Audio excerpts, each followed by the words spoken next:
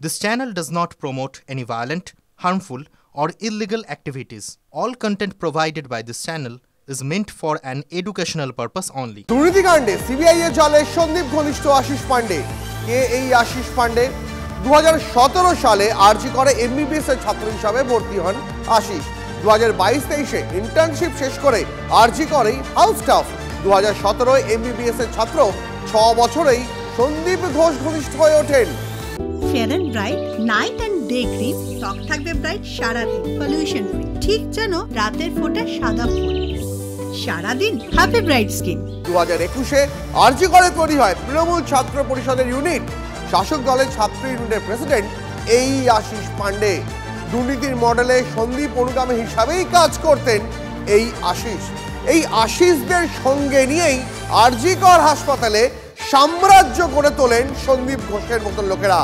2023-এ সন্দীপের একাধিপত্যের বিরোধিতায় আরজি করে আন্দোলন চিকিৎসক পড়ুয়াদের।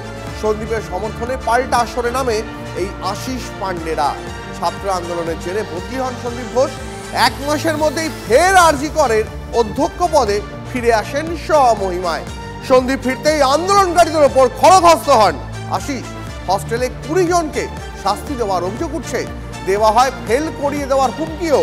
এই আশিসদের তত্ত্বাবধানে হস্টেলের আনাচে কানাতে পার্টি বসত রাত বিরেতে। অধ্যক্ষ বিরোধী চিকিৎসকদের প্রকাশ্যে দেওয়া হতো উত্তরবঙ্গে বদলি করে দেওয়া হবে এই হুমকি। নিজেদের কুকীর্তি প্রচার করতে পিছপা হতো না এই আশিস পান্ডেরা। এদিকে সিবিআই হাতে গ্রেপ্তার সন্দীপ গ্যাংয়ের অন্যতম মেম্বার এই আশিস পান্ডে। তিলোত্তমার খুন ধর্ষণের ঘটনার পর অন্য মেডিকেল কলেজের চিকিৎসক পড়ুয়ারা অ্যানাটমির অডিটোরিয়ামে জিবি ডেকেছিলেন।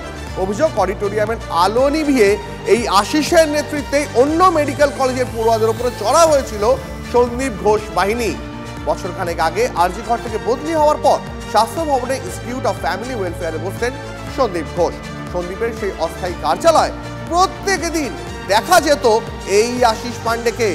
হাসপাতালের গাড়িতে করে সন্দীপ ঘোষের চেয়ে পাঠানো ফাইল নিয়ে যেতেন আশিসই।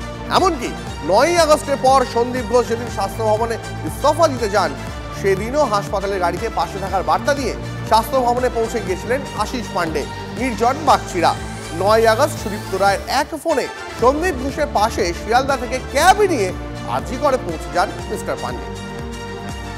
এদিকে জিজ্ঞাসাবাদে সন্তুষ্ট না হওয়ায় সন্দীপ ঘনিষ্ঠ আশিস পান্ডেকে গ্রেপ্তার করল সিবিআই। এবার চলে যাই উত্তরবঙ্গে, কারণ উত্তরবঙ্গ মেডিকেলে কি এবার অচলাবস্থা। উত্তরবঙ্গ মেডিকেল কলেজের অধ্যক্ষের বিরুদ্ধে অনাস্থা প্রস্তাব, বিভাগীয় প্রধানদের থ্রেট কালচারের বিরুদ্ধে সার্বিক পদক্ষেপের অঙ্গ হিসেবে অধ্যক্ষ ইন্দ্রজিৎ সাহার অপসারণের দাবিতে চিঠি উত্তরবঙ্গ মেডিকেলের বিভাগীয় প্রধানদের। অভিযোগ, নাম্বার বাড়ানো চক্রের সঙ্গে জড়িত ছিলেন স্বয়ং উত্তরবঙ্গ মেডিকেল কলেজের অধ্যক্ষ। অভিযোগটা ঠিক কি জানবো, এবং এই মুহূর্তে আজকের সকালের ছবিটাই বাকি। প্রসেনজিৎ চৌধুরী রয়েছেন আমাদের সঙ্গে, আমাদের প্রতিনিধি প্রসেনজিৎ। দেখো, এক যাত্রায় পৃথক ফল কেন, এই প্রশ্নটা তুলছেন উত্তরবঙ্গ মেডিকেল কলেজের বিভিন্ন বিভাগের বিভাগীয় প্রধান এবং অন্যান্য চিকিৎসকেরা। সুমন ভার্মা লিখিত অভিযোগ করেছিলেন পিজিটি সার্জারি বিভাগ। তিনি বললেন সোহম মণ্ডল তৃণমূলের ছাত্র, এটা তার নাম্বার সাদা কালি দিয়ে মুছে 50 থেকে 80 হয়েছে। কারা করলেন? একগুচ্ছ নাম দিয়েছিলেন তিনি।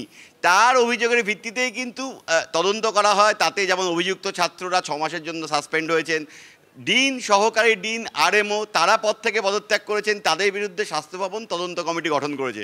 কিন্তু সুমন ভার্মা লিখিতভাবে বলেছিলেন এই পুরো প্রক্রিয়াটা হয়েছিল প্রিন্সিপালের উপস্থিতিতে, প্রিন্সিপালের নির্দেশে।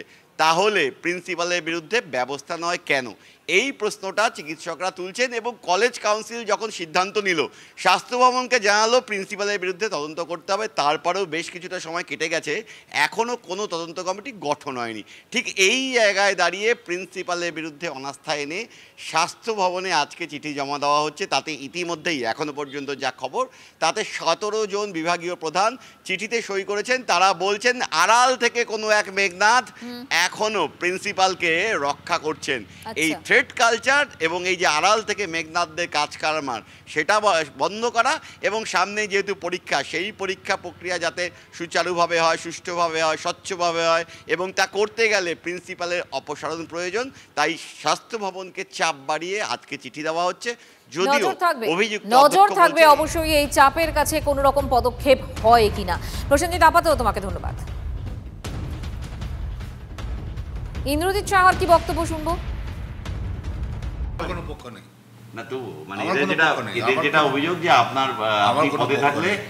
মানে আমার- আবার ট্যাম্পারিং হতে পারে এবং আপনাকে অনাস্থা করা হবে, আমার কোনো পক্ষ নেই ভাই, অপসারণ করানো হবে। আমার কোনো বক্তব্য নেই, ঠিক আছে, এইটাই আমার বক্তব্য। কোথাও গিয়ে মনে হচ্ছে যে আপনার মানে আমার কোনো বক্তব্য নেই এবং ঠিক আছে। আপনাকে নাকি কেউ আড়াল করছে, যে কারণেই এখনো কোনো ব্যবস্থা হয়নি। আমার কোনো বক্তব্য নেই। বিভাগীয় প্রধানের কি বক্তব্য শোনাবো আপনাদের।